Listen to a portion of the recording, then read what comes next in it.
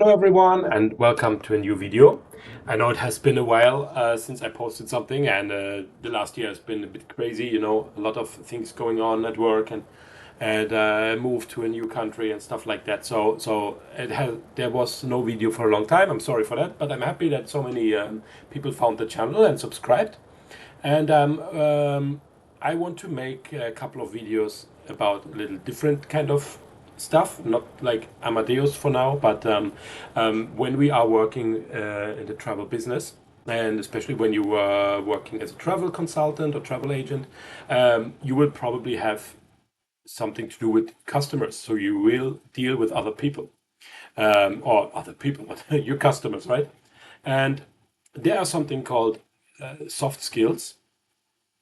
And this is like, how are we doing our job? How do we deal with customers? How do we talk? How we present solutions and things like that. So not necessarily so much about geography or tools or booking tools or Amadeus or something else, but more the way how we do it. And especially nowadays that we are really not meeting people in person anymore, but we are dealing with them over the phone. There are some skills that are good to have when dealing with them, and I want to give you some advice, some tips on that, how you can how you can create the interaction with the customers. Because remember, when we are working with customer service, we always want to give a good experience. You know it by yourself when you are calling some service hotline or something. You always want to be. You also want to be treated in a good way. You want to have a positive experience, and you want to have your problems solved or addressed, at least, if not solved directly, but solved eventually. So, and one of the skills is active listening, which is a very important skill when you're working with customers in the travel business or in any business. But since this is travel related, I'm talking about the customer service for travel business. So, active listening. So, what is that? First of all, as a travel consultant, travel counselor, travel agent, however you call yourself, you are a travel expert, but you're also a salesman, you are a guide, and sometimes also you are a coach, right? You need to coach the customer in some things. And here it's important that you master the skills of communication and active listening so you are efficient and that you do an effective job. And it's also positive, or it's good if you stay positive, professional, and that you represent your company in a good manner, whether it's your own company or you're an employee. But what is most important here is that the customer must be happy, or as happy as they can get, right? But you must have the best possible outcome from every interaction. And this creates a positive customer experience. And those are very good because this makes the customer stay and continue to make business with you. So when we master the skills and the customers are happy and we create this positive customer experience, what's in it for us and what's in it for the customers? Well, the customer wins because all the needs are all addressed. They might not be always solved in the first call, but they are at least addressed. The customer told us what they need help with, and we are, taking that and solving it. The travel agent wins also because the customer is happy, and this leads to continued business and revenue for the company. So let's look a little more on this active listening skills. So how do we do it? How are we dealing with these skills? So important is here that we are an active listener and communicator. So we need to listen and also communicate in the same way, in the same time. We need to take in the information. We need to make sure that we can solve the issue or the request and also communicate to the customer that we are addressing his issue or his request, whatever that might be. So there are some tips that I want to give you in a customer interaction. So when the customer talks, then listen and stop talking. Let the customer vent and explain the request. Don't interrupt. Like when they are telling you what's going on and what they need help with, they don't interrupt them and start to ask a lot of questions. Just let them finish talking. It's also important that you are open-minded, that you don't jump to conclusions. Like, don't assume something. For example, they're telling you they want to fly somewhere, and then you directly assume, I'm sure he wants the cheapest flight. Maybe that's not the case. You know what I mean? Often it's the case, but not always. So don't jump to any conclusions here. Always be open-minded. Stay focused. Concentrate on the content of the message you're receiving from the customer. So, focus on what the customer is telling you. And, when you are skilled and trained, when you have been working in a while, you can, from what the customer is telling you, you can probably already tell, okay, that's probably what they need help with. That's probably what I need to do. But, stay always focused on what they're telling you, because there are some details that you need to identify directly. And to make sure that the customer knows that you understood, you can paraphrase what you just heard. Repeat the customer's request, use different wording. So, for example, let's say you're on business travel and the customer tells you, I want to change my flight, but I have a meeting and I cannot be flying between 10 a.m. and 5 p.m., for example. So take that information, and when you are later suggesting flights, you know exactly which flight you need to suggest or which you can suggest. So paraphrase what you heard, meaning like, okay, so you can only fly up until until 10 a.m. or you can fly after 5 p.m. again. Is that correct? Yes, that's correct. Perfect. So then you identify and repeat the customer request. So that's very important. So always receive the information, identify what you're going to do with that, and then paraphrase what you heard, like by repeating in different words. That way the customer also knows, okay, he really understands what I'm talking about, what I want. Be interested and ask also encouraging questions, and use always a positive tone. Be positive while asking questions and show that you're interested. Take notes is a very good thing to do. We are all different. Some they can remember things easier, others not. However you want to take notes, if it's a notepad or sticky notes that you have on your desktop, or you want to jot it down on the paper, whatever fits you is, do it the way that fits you best. We're all different.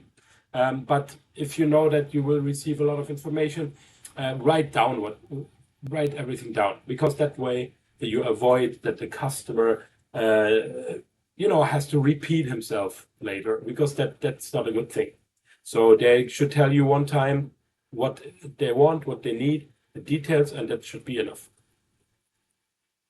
So when it comes to active listening, there are basically 3 steps that we follow. So the first step would be to explore. So explore what the customer wants or needs. We confirm the understanding, as we confirm that we understood what the customer told us.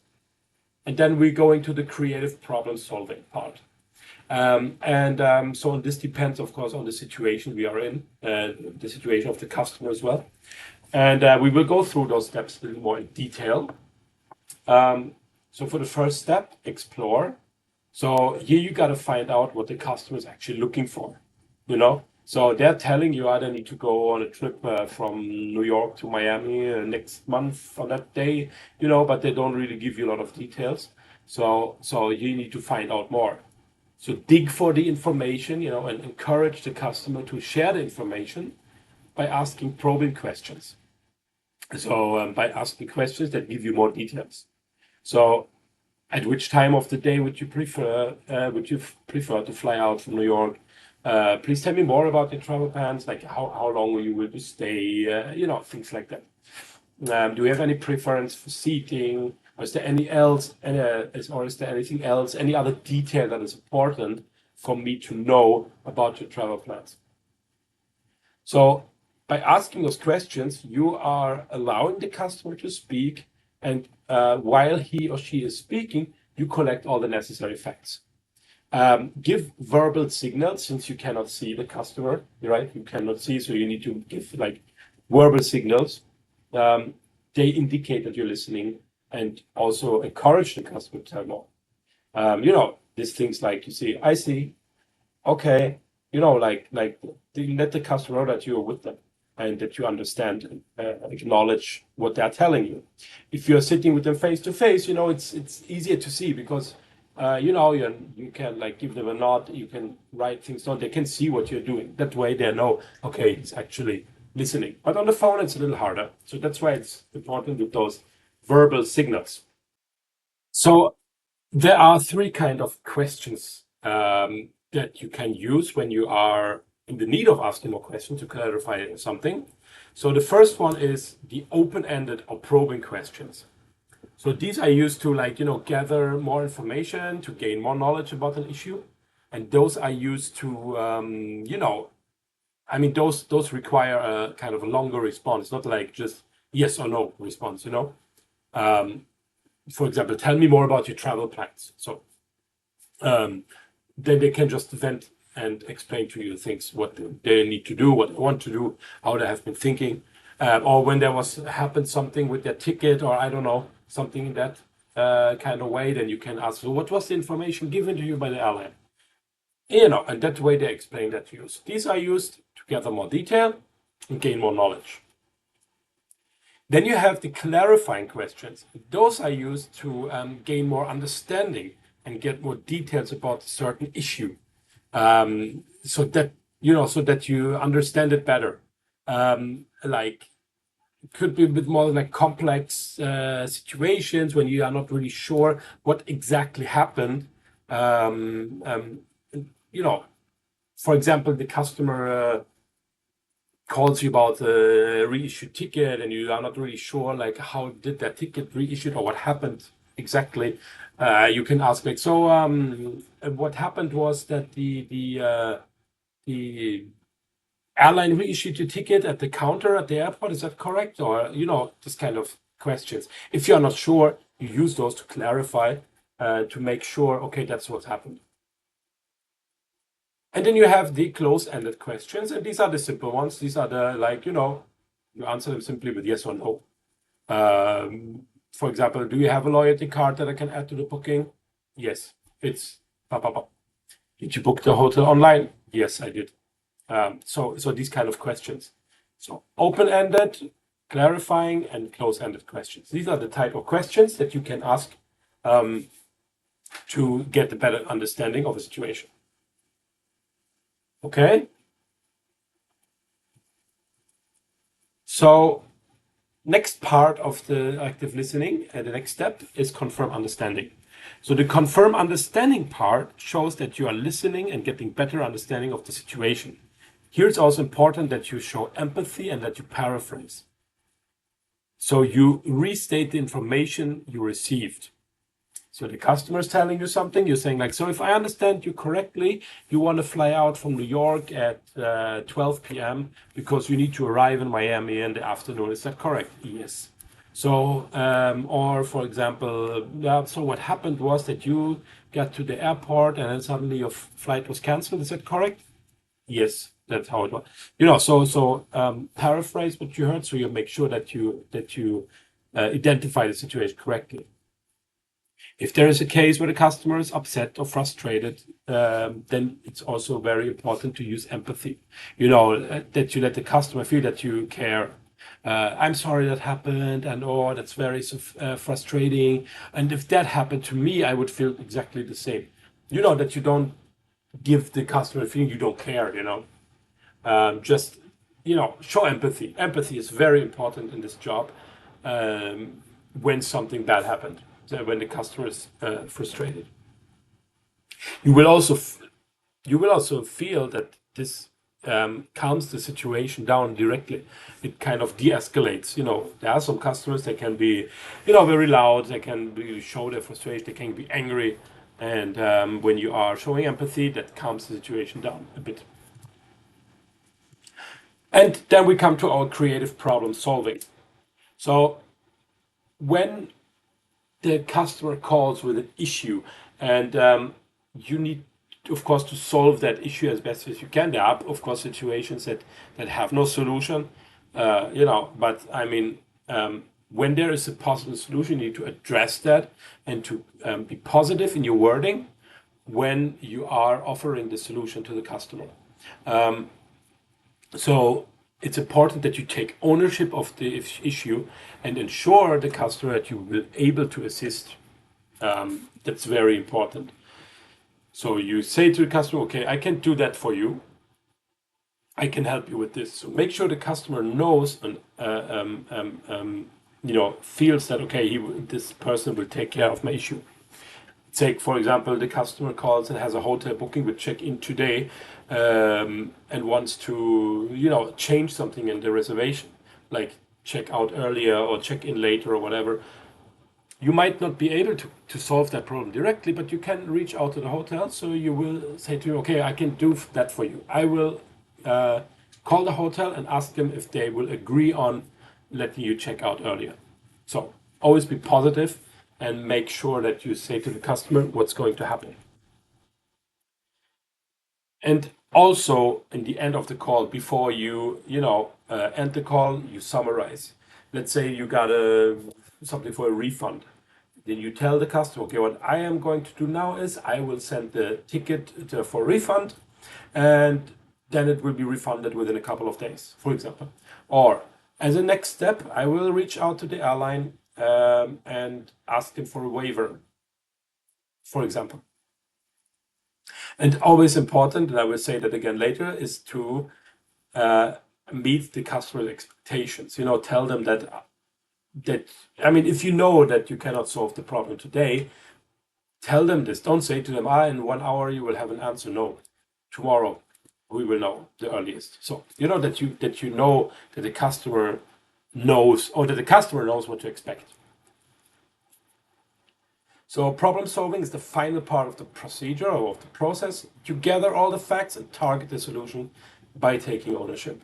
So solve it, or tell the customer you will solve it, and let the customer also know what's going to happen from now on.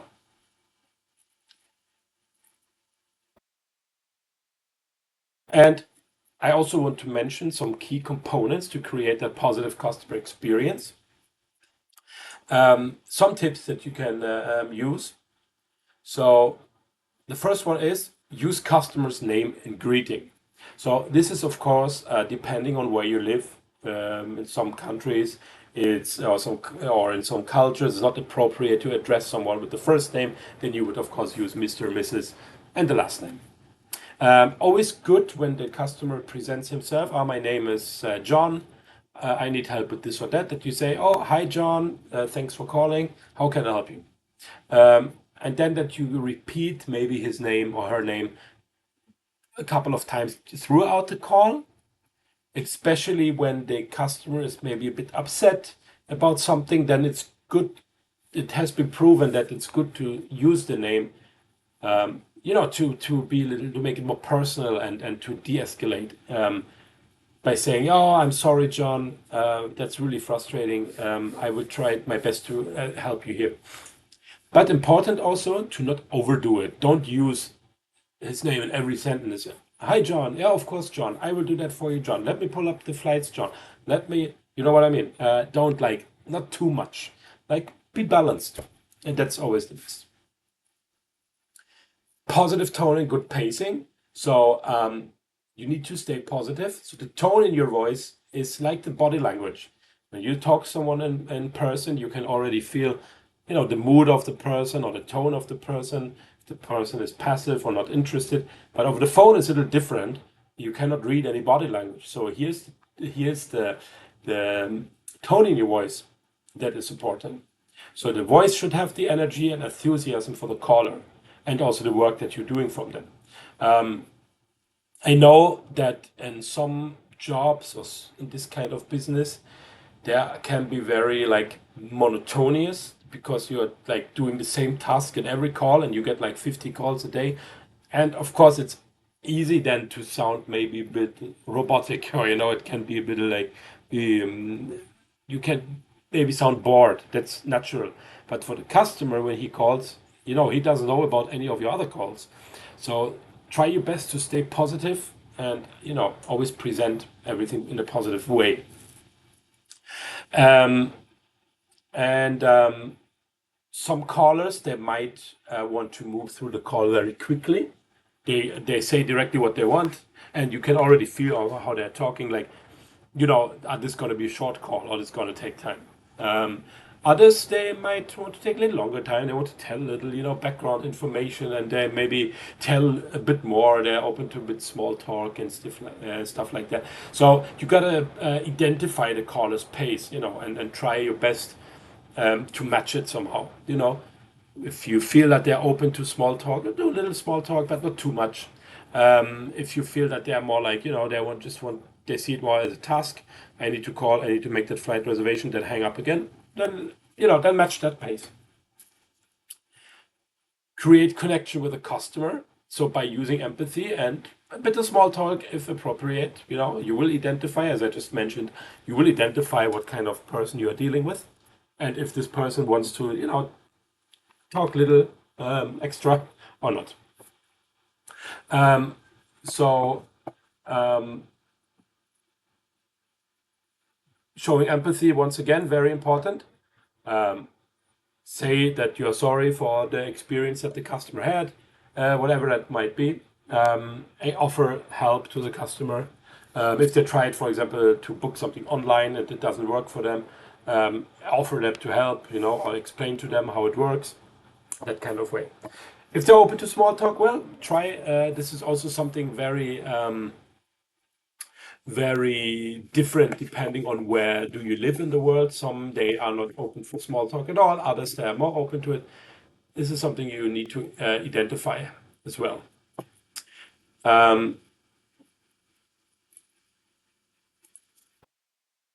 Next step is have a can-do attitude, and this is very important. I mentioned it before. There's something called above the line language, and since there is above the line language, there's of course also below the line language. So don't tell the customer what you cannot do because of something. Tell them what you can do. As the example from before, the customer checked into a hotel or is close to checking in and wants to check out earlier. Then you might not be able to change that reservation in your booking system, but you can call the hotel and ask them if they can do the change. So don't tell the customer, I cannot do that change in my system. Offer them to reach out to the hotel and ask. So you say to them, in order to get that fixed for you, I need to call the hotel. Is that okay if I put you on hold for a couple of minutes and reach out to them? This is the positive can-do attitude. So don't mention the things that are not possible. If, let's say they ask for a refund, of course there is not so much to do if the ticket is non-refundable, but maybe it's changeable, and then you say to them, okay, if you cannot fly tomorrow, maybe we can change the ticket for a $50 penalty fee, and then you can still fly on the same ticket, but later. Could that work? Have it always like in a positive way, not in a negative way. And also important is to control the call and sound confident. Control the call by, so it's important to control the call, that you are letting them know, okay, you are able to help them. I'm confident. You're confident in your abilities. So they trust you that you resolve the issue. And here you need to sound confident and control the call. And also, as I mentioned before, meet the customer's expectation. So you gotta somehow, like steer the call in the direction you want it to go. Don't let the customer control the call. So you control the call because you are the expert here. So this is also very important. Sound confident, control the call, meet customers' expectations. Use proper grammar and telephone etiquette. So It's not always about what you say, but how you say it. So this is very important to it's very important to choose your words and use like manner as well on the phone, because that shows also that you care about the customer. So when you, for example, ask for information, like let's say you ask for the booking reference, always ask them in a kind way by adding please. For example, could you please provide me with the booking reference? And when they give it to you, do you say thank you? It's very important that we are professional on the phone, but also here it should be a balance. It should not be like, unnatural or something. I noticed this from some parts of the world where the companies, mostly vendors and others, partners, when you call suppliers, for example, that their agents are very scripted. Everything they say is so scripted. They are like required to say exact like a certain wording. They give you basically a text, and you gotta make it like verbatim. So you gotta say it in a certain way, and this can sound very scripted and very, not so kind, and it doesn't feel so personal.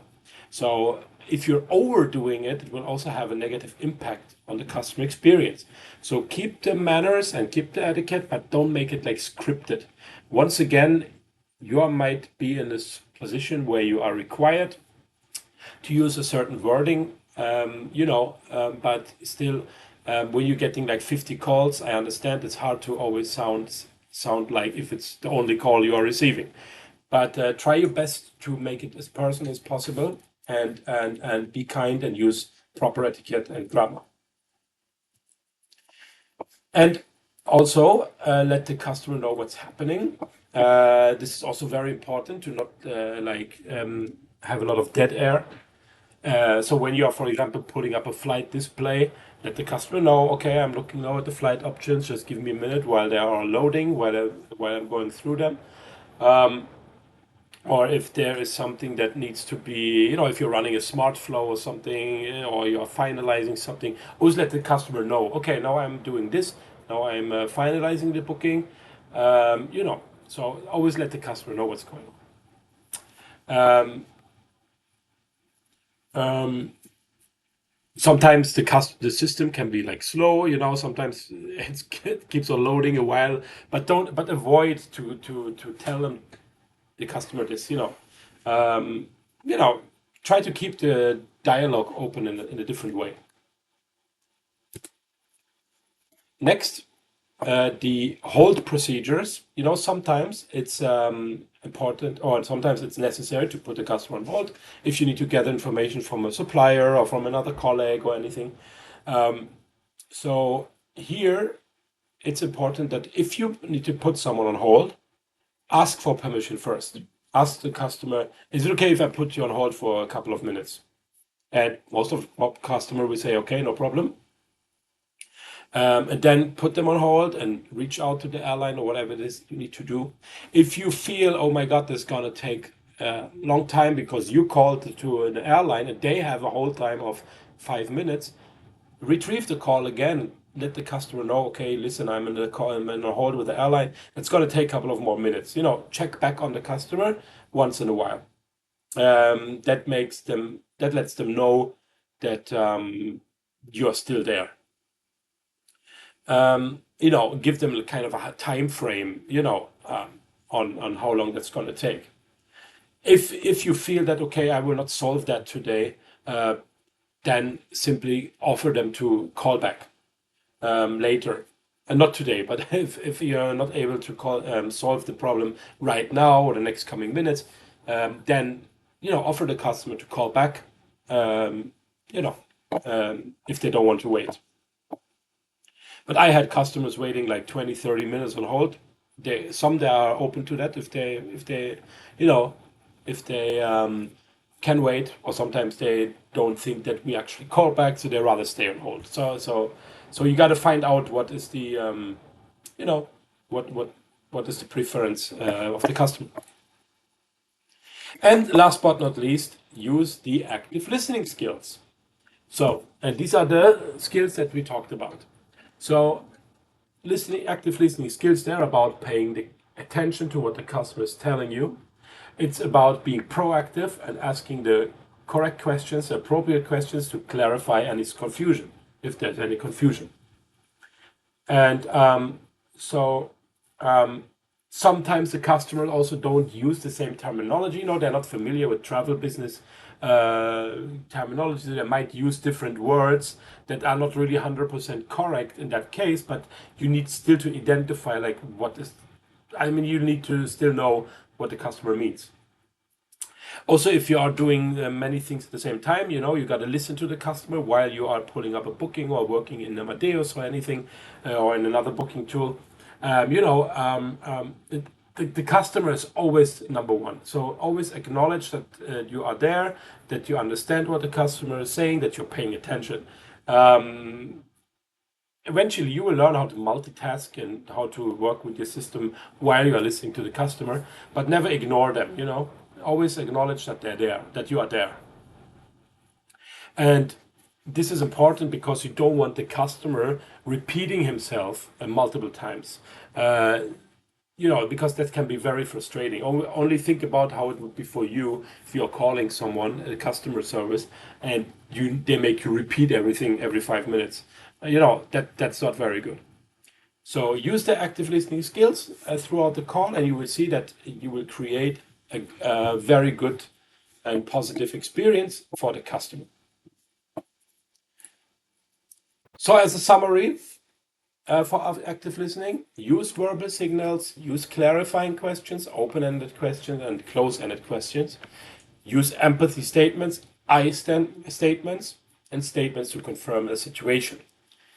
Some very good tips are: listen, take notes, ask questions in positive tone, do not interrupt, be open-minded, paraphrase, and end the call with a thanks for calling and then the company name, and have a nice day.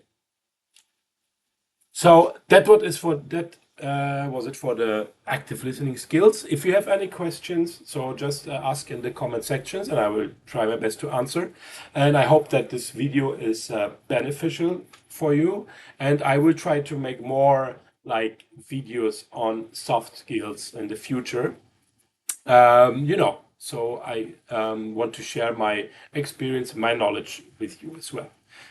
Okay, thank you so much for watching this, and don't forget to like, subscribe, and share, and so on. Bye bye.